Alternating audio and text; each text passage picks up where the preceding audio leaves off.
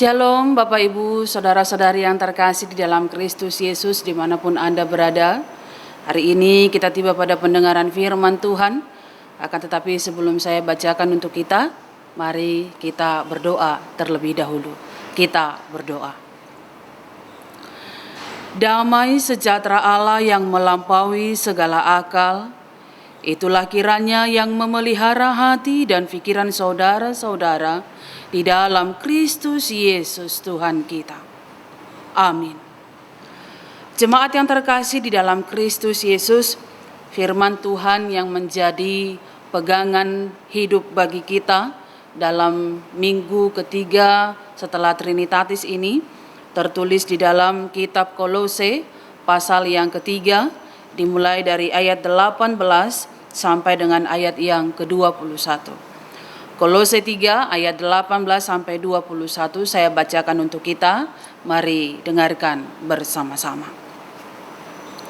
Hubungan antara anggota-anggota rumah tangga.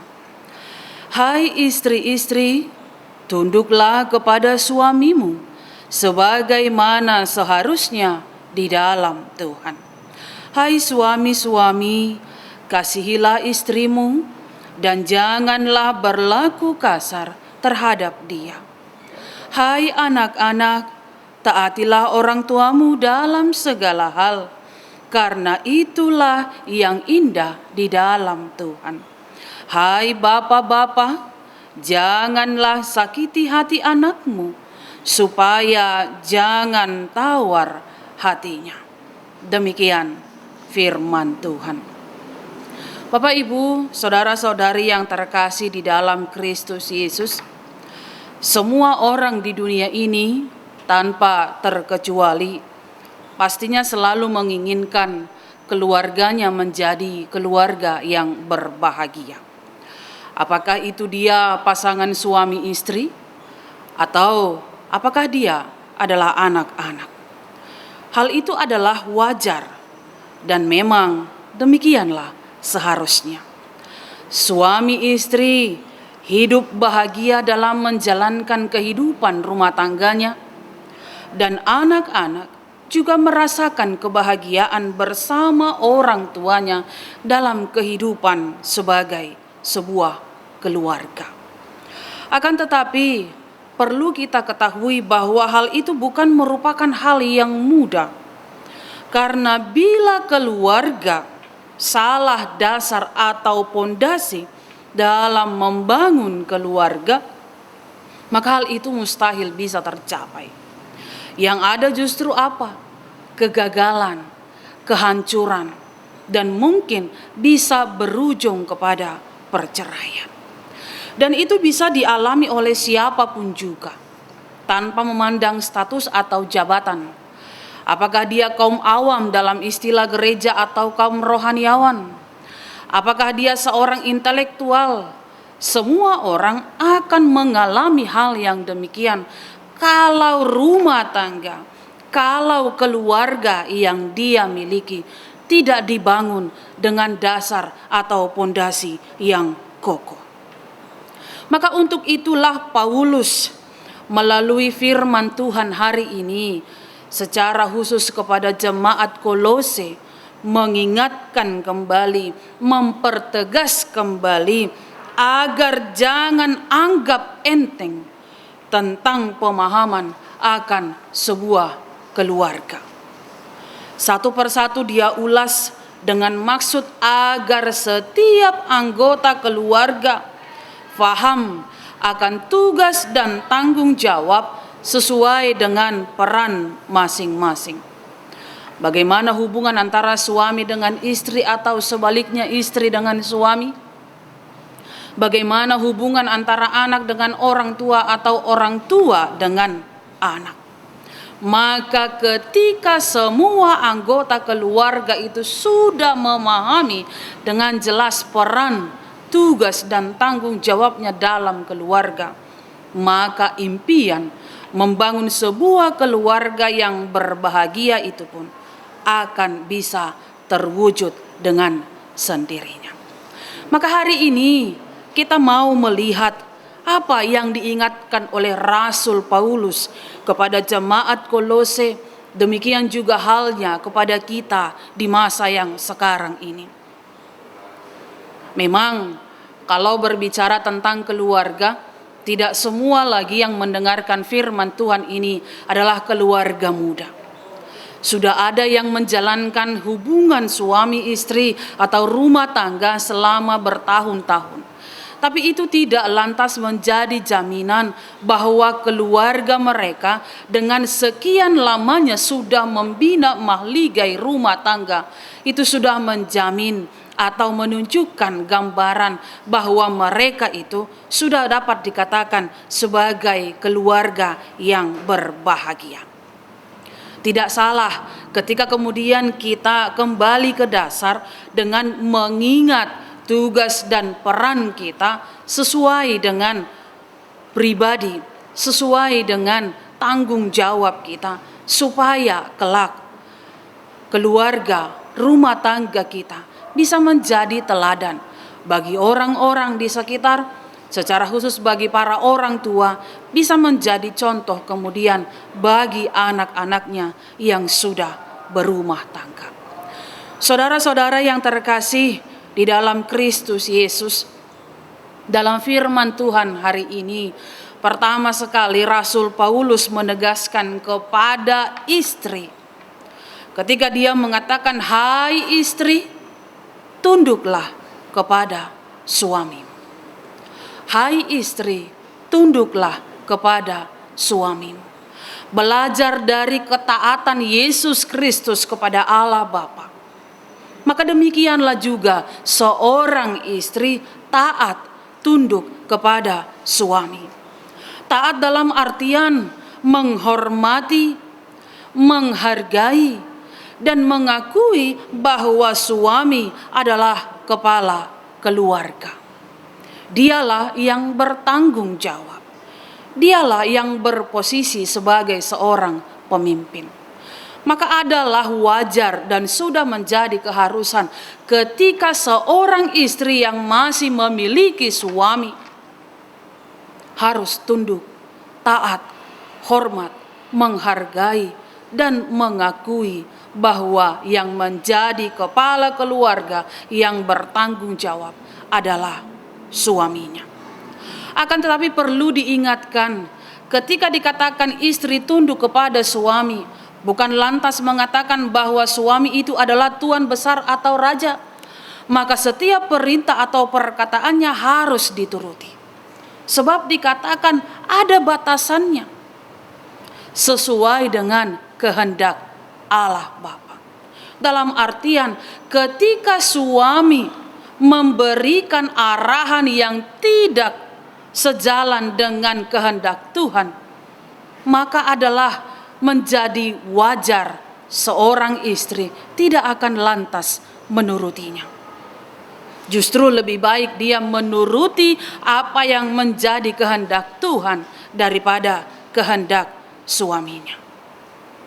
Maka Bapak Ibu, saudara-saudari yang terkasih, ikun manatdu bukan berarti lantas ketika suami itu menjadi seorang pemimpin, dia menjadi kepala keluarga, ketika istrinya melakukan kesalahan, maka suami bisa melakukan tindak kekerasan. Tidak. Tetapi harus bisa menunjukkan bagaimana seorang pemimpin yang baik kepada istri. Dan istri juga harus bisa menunjukkan tanggung jawabnya sebagai seorang istri yang baik kepada suami, yang taat dan menghormati suaminya.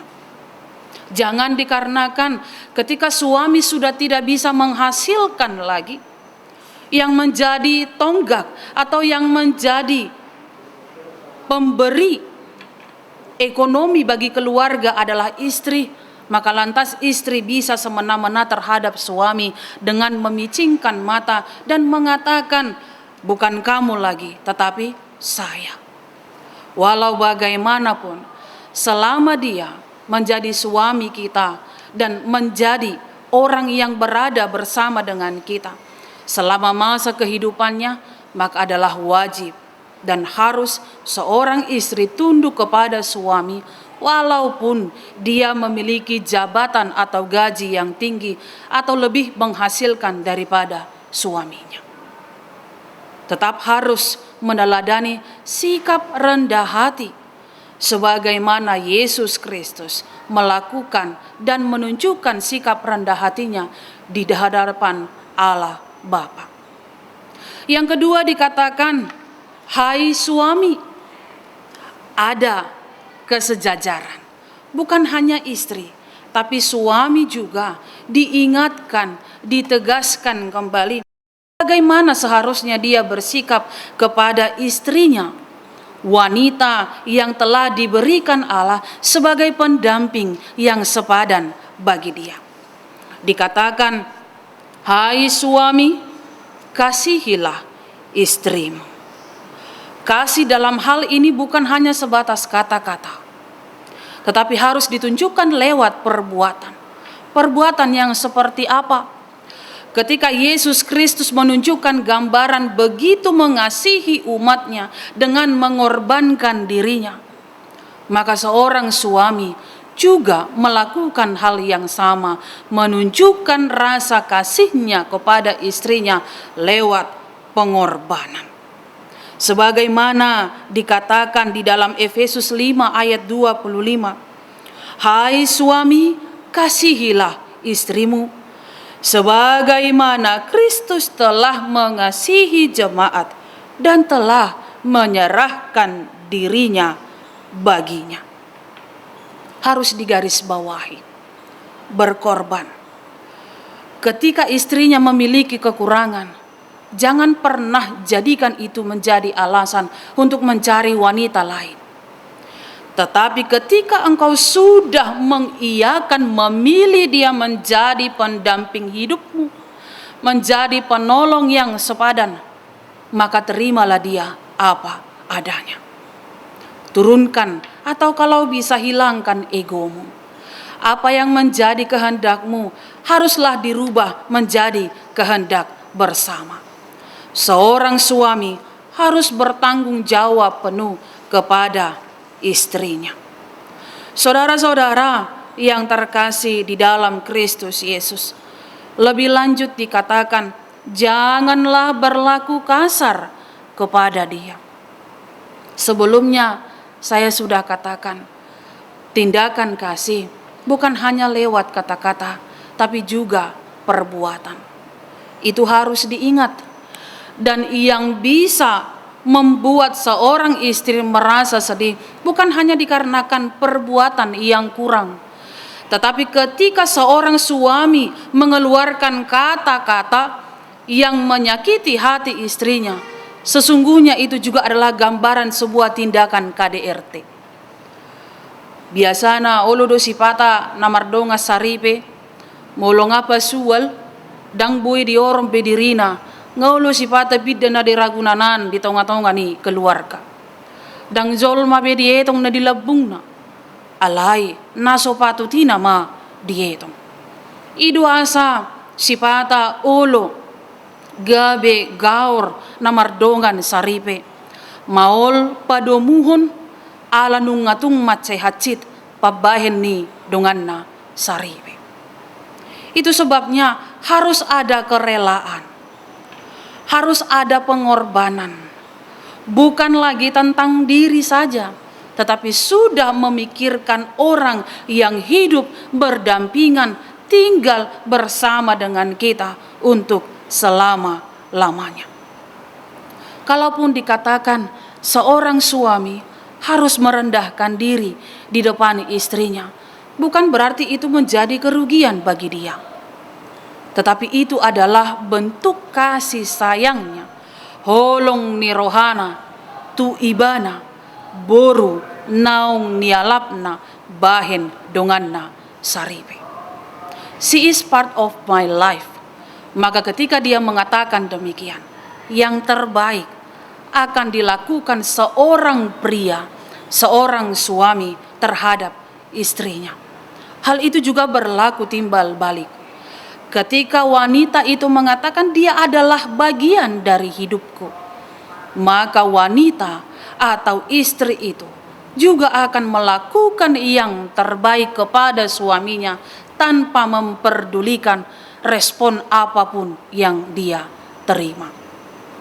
Saudara-saudari yang terkasih di dalam Kristus Yesus, selain daripada hubungan antara suami dengan istri atau istri dengan suami yang kemudian diingatkan oleh Rasul Paulus, dia juga menegaskan kembali bagaimana seorang anak terhadap orang tuanya.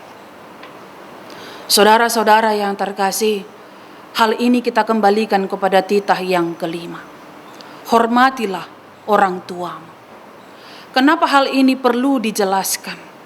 Karena kita lihat banyak sudah anak-anak pada masa belakangan ini sudah mulai tidak lagi menghormati orang tuanya. Hormat dalam artian ketika dia diminta tolong, maka akan langsung mengerjakan dan meninggalkan yang tidak terlalu penting.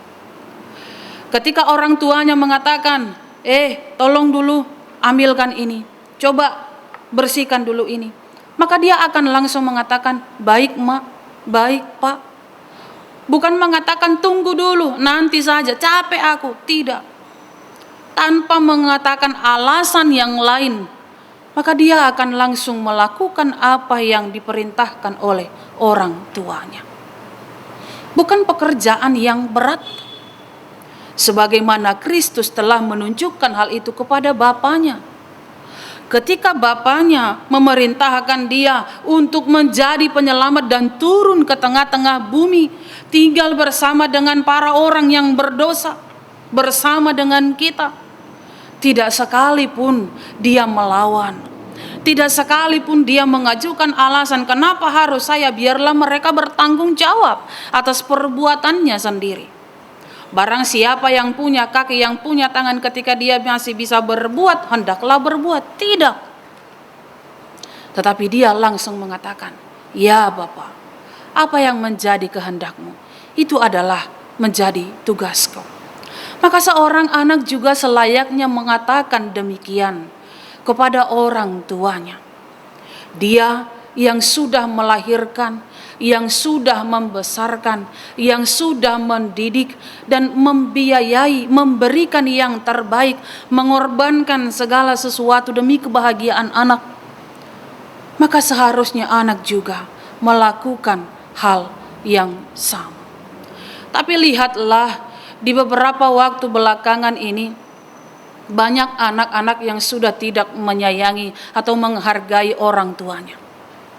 Ketika berita beberapa waktu yang lalu, seorang ayah yang sudah usia renta, yang tidak bisa lagi berbuat apa-apa, hanya bisa duduk di kursi roda, atau seorang ibu yang sudah tua, yang tidak bisa lagi melakukan apa-apa, yang sudah mulai kehilangan atau kekurangan kekuatannya, yang sudah kehilangan, mulai pelan-pelan kurang dalam pendengaran dan penglihatan. Alhasil dipakai anaknya menjadi senjata untuk mengumpulkan uang. Dengan cara apa? Mengemis. Dia antarkan orang tuanya di pinggir jalan, dimanapun itu. Lalu dia tunggu di tempat yang jauh sembari memperhatikan, menatap dengan tajam, seakan-akan mengatakan, bertahan di sana, hasilkan uang, baru boleh pulang ke rumah dan kami bisa kasih kamu makan. Saudara-saudara yang terkasih, setiap anak yang menunjukkan tanggung jawabnya kepada orang tua sampai masa tuanya, dikatakan Allah, kepada merekalah diberikan berkat dan panjang umur. Apapun yang kamu kerjakan, apapun yang kamu upayakan, ketika itu kamu pakai untuk membahagiakan orang tuamu, tidak hanya yang melahirkanmu, tetapi orang yang membutuhkan juga. Allah menghitungnya. Allah menganggap itu sebagai jalan untuk mengalirkan berkat lebih banyak kepada dirimu dan keluargamu. Tadi saya ada buka YouTube yang mengingatkan bagaimana seharusnya seorang anak bertanggung jawab kepada orang tua. Anak bertanggung jawab kepada orang tua bukan hanya saat orang tua itu masih bisa bergerak, masih bisa bekerja, masih bisa menghasilkan apapun yang ada pada dirinya, masih utuh, masih sehat, dan masih normal. Tapi walaupun dia dalam keadaan sakit, sudah kurang penglihatan, kurang pendengaran, bahkan kurang tenaga, dia masih tetap orang tua kita. Harus tetap ingat, sampai dengan usia rentannya, sampai dengan usia tuanya, dia selalu memberikan yang terbaik bagi kita. Mungkin tenaga tidak bisa, tetapi doanya selalu mengalir kepada anak-anak, kepada cucu-cucunya, tanpa memperdulikan apakah keturunannya memperhatikan dia atau tidak. Tadi saya lihat di YouTube, seorang anak membawa ibunya yang sudah renta. Ada satu persoalan yang dia tutup-tutupi, dan dia tidak memberitahukan kepada orang tuanya, kepada ibunya. Ada maksud apa dia membawa ibunya ini keluar dari rumah, lalu membawanya ke taman. Setibanya mereka di taman, anak ini meninggalkan ibunya, tapi sebelumnya dia memberikan secari kertas. Digambarkan dalam video ini, ibunya tidak membaca apa yang dituliskan di kertas tersebut karena sudah memiliki kekurangan di dalam penglihatan. Tetapi namanya seorang ibu, dia pasti bisa merasakan apakah anaknya menerimanya dengan segala kekurangan atau tidak. Tapi satu yang pasti, bagaimanapun sikap anak terhadap orang tuanya, walaupun dia tidak baik, orang tuanya pasti akan selalu memberikan yang terbaik dan akan selalu mendoakan anak-anaknya. Singkat cerita, seorang laki-laki melihat ibu tua tadi duduk sendiri di bangku taman itu. Pagi dia melihat ibu itu tetap setia duduk di sana. Dia pergi bekerja, lalu sore dia pulang kembali, dia melihat ibu itu juga tetap berada di posisi yang sama dan duduk di taman itu tanpa ada seorang pun yang menemani. Karena rasa penasaran, dia pun mendekati ibu tua tadi, lalu mengajak bercerita-cerita, sembari ingin membuat ibu tadi tertawa, membahagiakan dia. Karena dia tahu pasti sangat bosan menunggu seseorang dimulai dari pagi sampai dengan sore tanpa ada kejelasan mau seperti apa selanjutnya. Lalu kemudian si anak tadi atau si laki-laki tadi bertanya kepada ibu tua tadi, "Kemana anakmu tadi yang mengantarkanmu?" Ibu tua itu mengatakan, "Tadi dia bilang dia mau pergi ke sana sebentar. Nanti dia akan datang menjemput saya. Kalaupun dia tidak kunjung datang, barang siapa yang datang menjumpai dirimu atau menjumpai ibu, berikanlah secari kertas ini, maka dia akan tahu apa yang dia mau lakukan." Kemudian si laki-laki tadi, bapak itu meminta nomor telepon anaknya. Ibu tua itu pun memberikannya. Ketika ditelepon dihubungi, nomor yang dituju ternyata tidak aktif. Nomor yang diberikan ternyata salah. Saking penasarannya, si bapak tadi bertanya, "Apakah anakmu tidak menitipkan pesan?" Ibu tua tadi mengatakan, "Oh iya, tadi anakku memberikan secari kertas. Aku belum membacanya. Tapi aku takut kalau aku memberikannya kepadamu nanti anakku marah," katanya. Bapak tadi mengatakan, "Oh tidak, kalaupun saya baca saya tidak akan kasih tahu kepada dia," katanya. Lalu ibu tua itu pun memberikan kertas itu. Dengan tersenyum, si bapak tadi yang menghampiri ibu itu membuka lembaran kertas itu dan membaca. Sunggingan senyum di awal yang ada, kemudian berakhir dengan muka yang cemberut atau sedih. Apa yang dituliskan di lembaran kertas itu, saudara-saudara? Dikatakan di sana, "Mohon bagi siapapun yang menemukan wanita ini, bawalah dia ke panti jompo. Saudara-saudara yang terkasih, sedih ketika mendengar kalimat itu. Dia yang sudah mengorbankan segala apa yang ada pada dirinya, ternyata harus terlunta-lunta, dan bahkan tidak ada perawatan dari orang tuanya. Ketika orang tuanya sudah mulai kehilangan tenaga, kehilangan pendengaran, kehilangan penglihatan, bagi anaknya ternyata dia tidak lebih dari seonggok daging yang menjadi benalu, yang menjadi beban bagi dia. Hingga kemudian dikatakan, barang siapa yang menemukan wanita ini, maka antarkanlah dia ke panti jompo.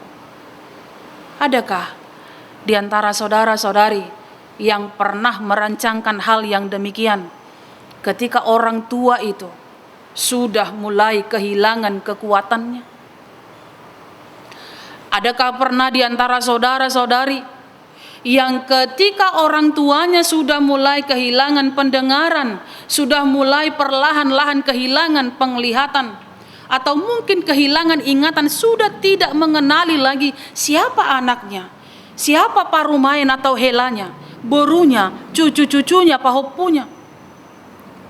Apakah akan mengatakan, ini sudah tidak terpakai lagi ini, udah tak usah lagi tinggal di rumah ini? Atau adakah di antara anak-anak yang tega mengundi giliran ke rumah siapa bulan ini, ke rumah siapa bulan depan orang tuanya yang sudah renta? Saya harap tidak ada. Orang tua itu sampai kapanpun, walau dia sudah mulai kehilangan tenaganya, akan tetap selalu menjadi orang tua kita. Saudara-saudari yang terkasih di dalam Kristus Yesus, yang berikut Rasul Paulus menegaskan kembali, hai bapak-bapak, janganlah sakiti hati anakmu, supaya jangan tawar hatinya. Kalau dikatakan bapak, bukan berarti hanya menjadi tugas atau teguran kepada ayah atau bapak. Tetapi di sini hitungannya adalah keluarga. Keluarga itu siapa? Suami atau ayah, istri atau ibu, lalu dengan anak-anak. Maka dikatakan, hai para orang tua, ayah, mama, papa, ibu, jangan sekali-sekali engkau menyakiti hati anakmu. Menyakiti ini seperti apa? Mungkin kita akan langsung terarah kepada perbuatan, ya, dengan menyiksa, meninggalkan bekas di tubuh. Tidak. Menyakiti anak itu juga bisa ketika kita tidak memberikan perhatian kepada anak-anak. Ada orang tua yang beranggapan ketika dia memberikan harta kepada anaknya, maka itu sudah menunjukkan tanggung jawabnya sebagai orang tua kepada anak-anak. Apakah itu benar? Tidak. Tanggung jawab orang tua kepada anak adalah ketika dia memonitoring kehidupan anak itu. Madongani ibana marhite namak kata hatai, bercengkerama bersama, meluangkan waktu untuk berbicara dari hati ke hati. Mungkin sekedar menanyakan teman-temannya, mungkin hanya sekedar menanyakan bagaimana studinya, atau yang lain-lain. Bukan hanya memberikan harta. Tidak menjadi jaminan harta itu bisa memberikan kebahagiaan yang benar kepada anak. Yang membahagiakan seorang anak adalah ketika orang tuanya hadir. Yang pertama, di momen-momen tertentu. Seperti apa? Contohnya, ketika menerima raport. Setiap anak sangat-sangat senang ketika orang tuanya sendiri yang datang menerima raport anaknya dari gurunya. Lalu ketika ada perayaan-perayaan yang melibatkan anaknya turut ambil bagian sebagai peserta, maka akan membahagiakan seorang anak. Ketika orang tuanya hadir melihat menonton dia sedang dalam pertunjukan dan lain sebagainya. Alayon ngaulu sipata holap pangurupi nama dibaen makarikoton akan ariko digelengna. Na tua-tua na tu dia karejo. Prinsipnya yang penting saya kerja menghasilkan banyak uang supaya saya bisa membahagiakan anak-anak dengan memberikan barang-barang yang mewah, mengajak jalan-jalan ke berbagai tempat. Ternyata itu salah. Saya lihat ada di tayangan video seorang anak yang begitu dimanja oleh ibunya, memberikan uang saku yang begitu banyak sebagai ganti kehadirannya dikarenakan dia sibuk bekerja dan harus pergi keluar kota. Setiap bulan dia memberikan uang saku yang begitu besar hingga bisa membuat anak itu belanja barang-barang branded. Di satu momen ibu itu akhirnya kewalahan karena apa? Anaknya sudah melewati batas, sudah tidak bisa dikontrol. Awalnya dia memberikan itu hanya sebagai pengganti dirinya yang tidak bisa meluangkan waktu. Alhasil, hal itu menjadi bumerang bagi dia. Uang saku yang jumlahnya nilainya besar, kemudian dia potong, akhirnya itu menimbulkan permasalahan baru. Si anak marah dan membentak orang tuanya. Dan itu di hadapan tayangan atau siaran langsung. Maka satu-satunya cara adalah apa? Ketika anak itu diikut sertakan dalam pelayanan sosial, tidak diberikan uang saku sebagaimana biasanya, dengan satu tujuan untuk mengajarkan dia. Banyak orang di sekitar sana yang tidak memiliki apa-apa, yang seharusnya bisa dibantu dengan uang yang diberikan tanpa harus dihambur-hamburkan. Dan untungnya anak tersebut masih bisa diubah pribadinya, hingga kemudian dia menyadari bahwa apa yang dia lakukan selama ini adalah salah. Saudara-saudari yang terkasih di dalam Kristus Yesus, keempat hal itu mengembalikan kita kepada peran dan tanggung jawab kita masing-masing. Bagaimana seorang istri terhadap suami, bagaimana seorang suami terhadap istrinya, bagaimana anak terhadap orang tuanya, bagaimana orang tua terhadap anak-anaknya. Apakah ini perlu kita adopsi di kehidupan masa kini? Sangat perlu. Semakin berkembang zaman, tidak menjadi jaminan perilaku orang semakin bijak, semakin baik. Yang ada justru orang semakin sibuk dengan dunianya sendiri. Alhasil ketika dia digabungkan dengan keluarga atau orang-orang yang berada di sekitarnya, yang ada apa? Gontok-gontokan. Yang ada apa? Memicingkan mata, memandang sebelah mata. Yang ada apa? Tidak ada saling menghargai atau saling menghormati. Wujud kasih yang sebenarnya itu perlahan-lahan mulai pudar dikarenakan masing-masing orang hidup dengan dirinya atau dunianya sendiri. Saudara-saudari yang terkasih di dalam Kristus Yesus, topik kita untuk minggu ini judulnya adalah membangun keluarga yang berbahagia. Bagaimana caranya kita bisa membangun keluarga yang berbahagia? Itu selalu menjadi pertanyaan bagi siapapun. Bukan hanya untuk keluarga muda, tetapi juga untuk keluarga yang sudah bertahun-tahun di dalam mahligai rumah tangga. Hal itu juga tetap menjadi pertanyaan. Karena mereka juga berdiri sebagai patron, sebagai contoh bagi keluarga muda yang lain, secara khusus bagi anak-anaknya yang sudah dan akan membina mahligai rumah tangga. Apakah dengan cara mencari harta atau mengumpulkan uang yang sebanyak-banyaknya, maka itu akan bisa membangun sebuah keluarga yang berbahagia? Apakah dengan bekerja siang dan malam untuk mengumpulkan emas, perak, dan berlian dan uang, itu sudah bisa menjadi jaminan bisa membangun keluarga yang berbahagia? Supaya kelak ada bisa diwariskan kepada keturunannya? Tentu tidak. Kalau demikian, apa yang menjadi modal? Apa yang menjadi acuan? Apa yang menjadi dasar bagi kita, setiap rumah tangga, setiap orang yang percaya kepada Kristus, untuk bisa membangun sebuah keluarga yang berbahagia?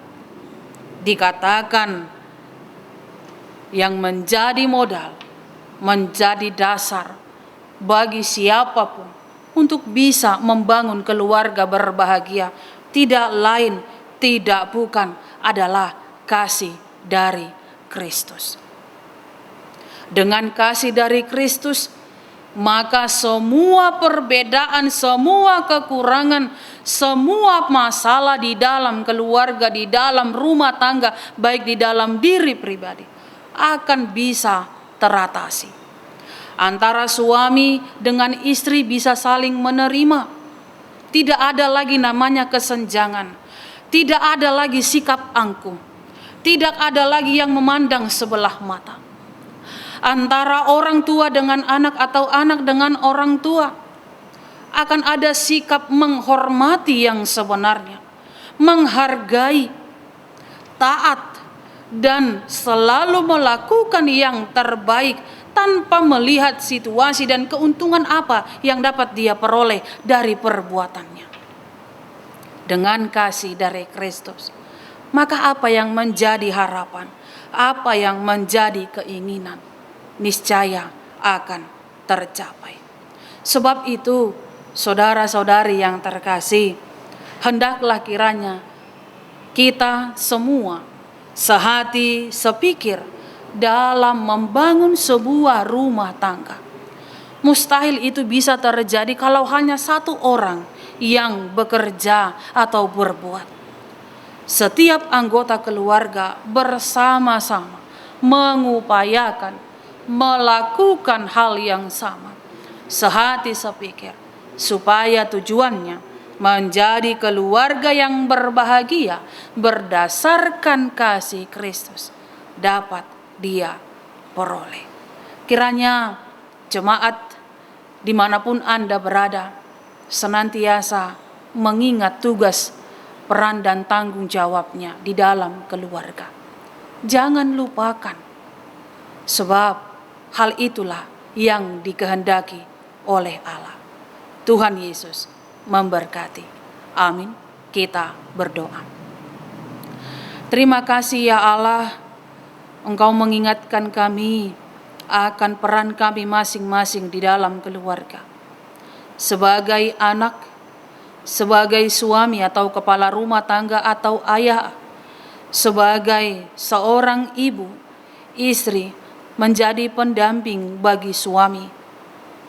Kiranya itu menjadi tuntunan bagi kami, yang senantiasa mengingatkan kami kembali untuk melakukannya, memperbaiki yang sudah lalu, agar kiranya Tuhan, impian kami untuk membangun keluarga yang berbahagia bisa terwujud seturut dengan kehendak-Mu. Ajar kami ya Bapa untuk senantiasa melakukannya dalam kehidupan ini, tanpa menuntut, tanpa melihat situasi, apakah mereka memberikan keuntungan bagi kami, apakah yang bisa kami pakai dari mereka masing-masing. Tetapi biarlah kami ya Tuhan melakukannya dengan meneladani Engkau sebagaimana menunjukkannya kepada Allah Bapa. Terima kasih Tuhan atas lawatan-Mu melalui firman hari ini yang memulihkan kami kembali, yang mengingatkan kami kembali akan tugas dan tanggung jawab kami. Berkati ya Tuhan setiap rumah tangga ketika mereka telah Engkau bentuk dalam jalinan keluarga, Biarlah kiranya mereka mampu menjadikan keluarganya menjadi berkat sebagai teladan bagi orang-orang di sekitar. Masing-masing orang tua juga bisa menjadi contoh patron bagi anak-anaknya yang sudah dan akan membina keluarga, supaya mereka juga Tuhan bersama-sama boleh menjadi kesukaan di hadapan-Mu dan menjadi berkat serta teladan di hadapan orang-orang banyak. Terima kasih ya Bapa, biarlah kiranya firman-Mu itu senantiasa kami ingat dalam kehidupan kami, kemanapun kami melangkah, dan dalam situasi apapun kami, biarlah itu tetap kami ingat dan kami lakukan dalam kehidupan kami. Berkati jemaat-Mu Tuhan, yang sampai hari ini menantikan uluran tangan-Mu memberikan pemulihan. Angkat sakit penyakitnya Tuhan, berkati setiap obat, makanan, dan upaya para medis. Kiranya Engkau juga mencukupkan apa yang perlu bagi mereka, agar kiranya mereka boleh mendapatkan perawatan yang lebih baik dan bisa dipulihkan bersama dengan kami kembali beraktivitas, terutama ya Tuhan, melayani Engkau melalui persekutuan kami.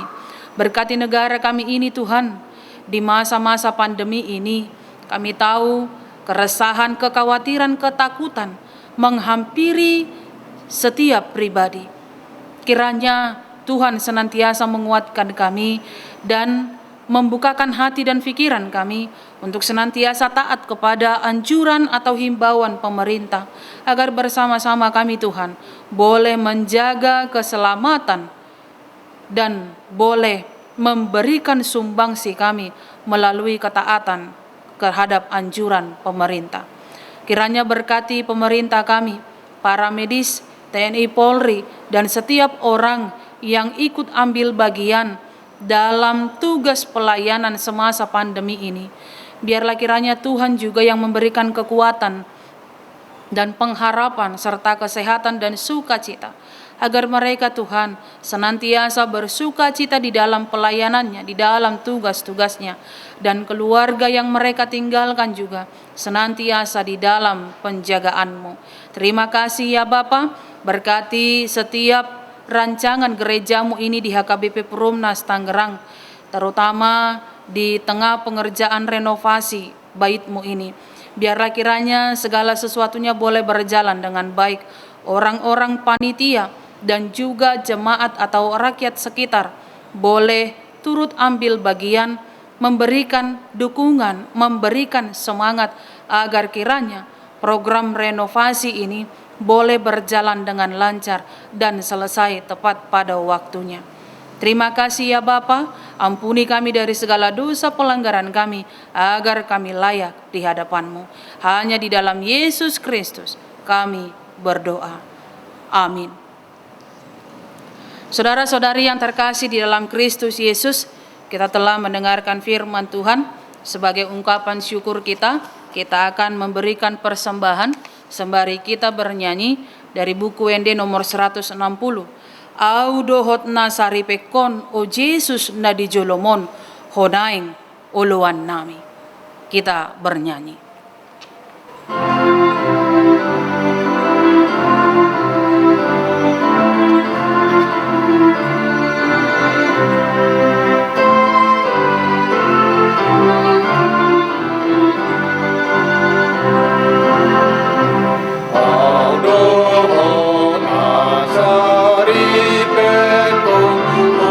Jesus, nani dolomon,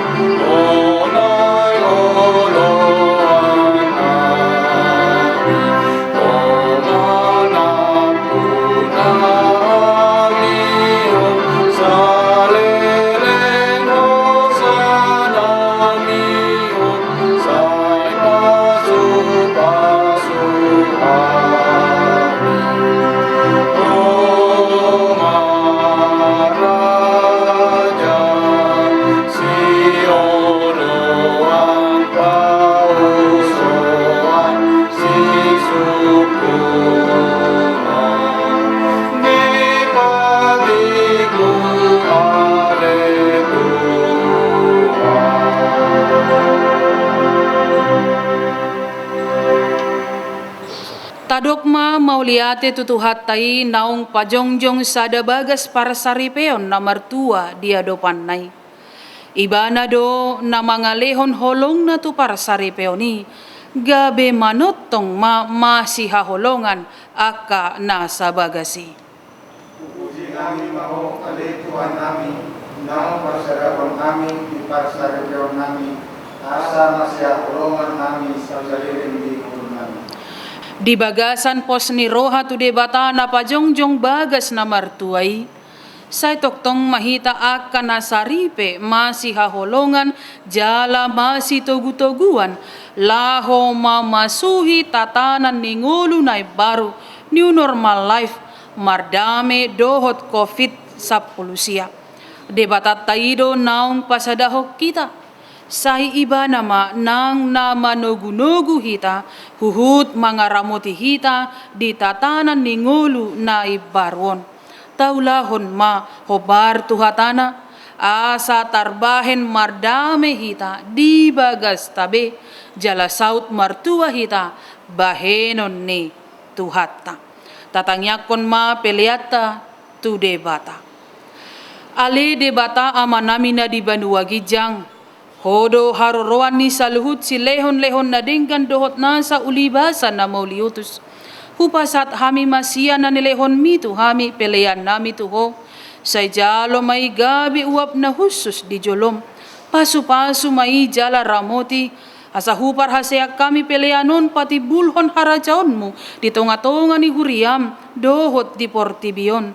Buhay marohan nami marhite-hite todim. Asalam hutadahami godang ni si leho-lehom mitu hami. Asalam girgir hami maduk mauliate tuho. Marhite-hite Jesus Kristus Tuhan nami. Amin.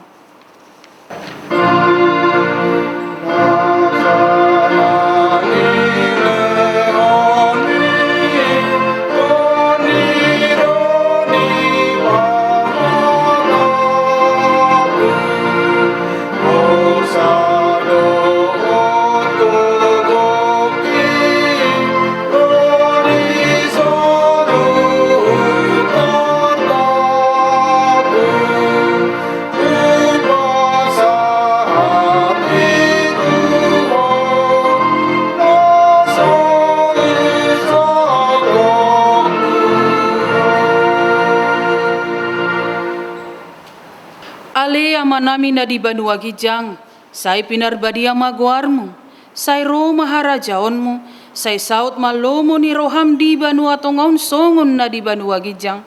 Lehon matuhami sa darion hanguluan siapari, se sama dosa nami songon panisanami di dosa ni dongan na mardosa tuhami. Unang hami to gihot tu pangujunan, palua mahami sian pangago.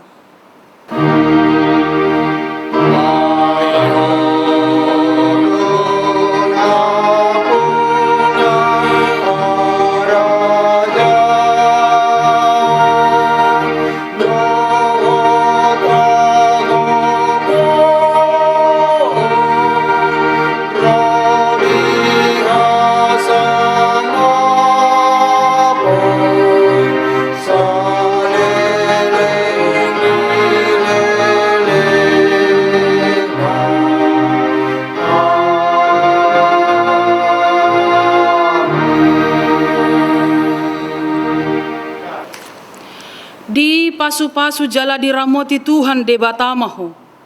Di sondako Tuhan debatama bohina tuho jala asima rohana midaho. Di dopako Tuhan debatama bohina tuho jala di pasaor honma damena tutodim. Amin.